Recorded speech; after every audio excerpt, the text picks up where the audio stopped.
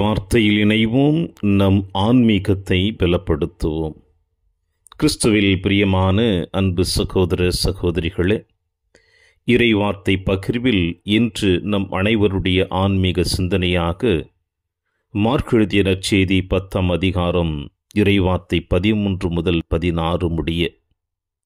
இன்றைய நற்செய்தி வாசகம் எதை பற்றி பேசுகிறது என்று பார்க்கின்ற பொழுது, இயேசு மக்களுக்கு கற்பித்துக் கொண்டிருக்கின்ற பொழுது சிறு பிள்ளைகளை தொட வேண்டுமென்று அவர்களை சிலர் அவரிடம் கொண்டு வந்தனர் என்றும், அதை தடுத்ததாக சீடர்கள் அதற்கு இயேசு சீடர்களை கடிந்து கொண்டு சிறு பிள்ளைகளை என்னிடம் அழைத்து வாருங்கள் என்று அவர்களைப் போலிருப்பவர்கள்தான் விண்ணரசு உரிமையானது என்று சொல்லுவதை இன்றைய நற்செய்தி வாசகம் நமக்கு படம் பிடித்து காட்டுகிறது. பிரியமான சகோதர சகோதரிகளே, இயேசு வாழ்ந்த காலத்திலும் சரி, அதற்கு முன்னதாகவும் சரி, சிறு பிள்ளைகளை பெற்றோர்கள் ரபியிடம் அழைத்து வந்து அந்த குழந்தையை ஆசீர்வதிக்க வேண்டும் என்று அவர்கள் விரும்புவார்கள். ஏனென்றால் ரபி தொடுகின்ற பொழுது தன் பிள்ளை ஆசீர்வதிக்கப்படுகிறது, தன் பிள்ளையினுடைய நோய் நீக்கப்படுகிறது, தன்னுடைய பிள்ளையுடைய எதிர்காலம் முழுவதுமாக பாதுகாக்கப்படுகிறது என்ற ஒரு மனப்பக்குவம் அன்றைய காலகட்டங்களிலே பெற்றோர்கள் மத்தியில், குறிப்பாக தாய்மார்கள் மத்தியில் இருந்தது. அது அன்று மட்டுமல்ல, இன்றும் கூட நம் ஆலயங்களில் பார்க்கிறோம். பெற்றோர்கள், குறிப்பாக தாய்மார்கள், தங்கள் குழந்தைகளை குருவிடம் எடுத்து வந்து ஆசீர்வதிக்க வேண்டும் என்று கேட்பதும், குழந்தைகள் வழியாக பல நல்ல காரியங்களை செய்வதையும் நாம் பார்த்து கொண்டிருக்கின்றோம். இப்படிப்பட்ட மனநிலை ஆதியிலிருந்து இன்று வரை தொடர்ந்து கொண்டிருக்கின்ற பொழுது, அங்கே ஆண்டவர் இயேசு கிறிஸ்து அழைத்து வந்த குழந்தைகளை சீடர்கள் தடுக்கின்ற பொழுது இயேசு அவர்களை கடிந்து கொள்வதையும் பார்க்க முடிகிறது. இயேசு அதன் பிறகு சொன்ன வார்த்தை தான் நம் அனைவரையும் சற்று சிந்திக்க அழைப்பு கொடுக்கிறது. சிறு பிள்ளைகளை என்னிடம் அழைத்து வாருங்கள், அவர்களை தடுக்க வேண்டாம், ஏனென்றால் இவ்விண்ணரசு இவர்களை போன்றிருப்பவர்களுக்குத்தான் என்று இயேசு அழகாக சொல்லுகிறார். ஏன் இப்படிப்பட்ட வார்த்தை இயேசு சொல்ல வேண்டும் என்று பார்க்கின்ற பொழுது, குழந்தைகளிடமிருந்து காணப்படக்கூடிய ஒரு சில குணநலன்களை நாம் இன்று சற்று சிந்தித்து பார்ப்போம். குழந்தைகள் எப்பொழுதுமே வெளிப்படையானவர்கள் என்பது நமக்கு நன்றாகவே தெரியும்.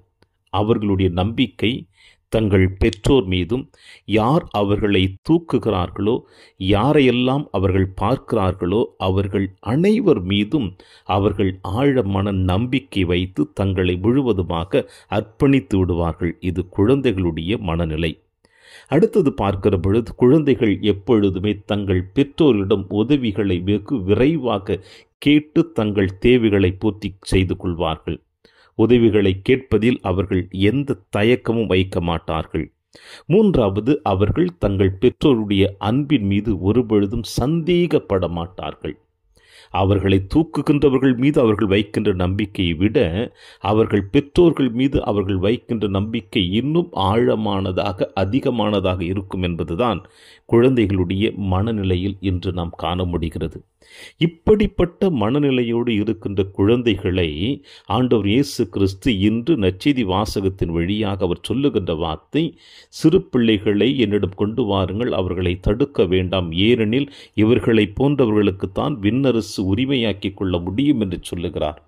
அன்பார்ந்த சகோதர சகோதரிகளே, ஒரு பெற்றோர் மீது ஒரு குழந்தை எந்த அளவிற்கு ஆழமான நம்பிக்கை, விசுவாசம் கொண்டு அவர்களிடம் தன்னை முழுவதுமாக அர்ப்பணிக்கின்றதோ, அதுபோல நம்முடைய வாழ்வில் நாம் கடவுள் மீது எந்த அளவுக்கு நாம் நம்பிக்கை வைத்திருக்கிறோம், கடவுளுடைய மீது நம்பிக்கை வைத்திருக்கின்றோமா, அந்த நம்பிக்கையில் நாம் பல நேரங்களில் சந்தேகப்படுகின்றோமா என்பது கேள்விக்குறியாக இன்று இயேசு எழுப்புகிறார். ஏனென்றால் குழந்தைகள் எப்படி தன் பெற்றோர்கள் மீது ஆழமான நம்பிக்கை வைக்கிறார்களோ, அவருடைய அன்பின் மீது சந்தேகம் கொள்ளாமல் இருக்கிறார்களோ, அதுபோல நாமும் நம்முடைய கடவுள் மீது, தந்தை கடவுள் மீது நம்பிக்கையோடு நம்முடைய வாழ்வை தொடர்ந்தோம் என்றால், அவர் மீது நாம் ஆழமான விசுவாசம் வைத்தோம் என்றால், அவர் வைத்திருக்கின்ற அந்த அன்பின் மீது நாம் சந்தேகம் இல்லாமல் நம் வாழ்க்கை பயணத்தை தொடர்ந்தோம் என்றால், நாம் அனைவருமே இந்த மன்னகத்தில் எந்த விதமான குற்றங்களையும் குறைகளையும் செய்யாதவர்களாக, சமுதாயத்தில் நல்லவர்களாக, இறையாட்சி பணிக்காக உழைக்கக்கூடியவர்களாக,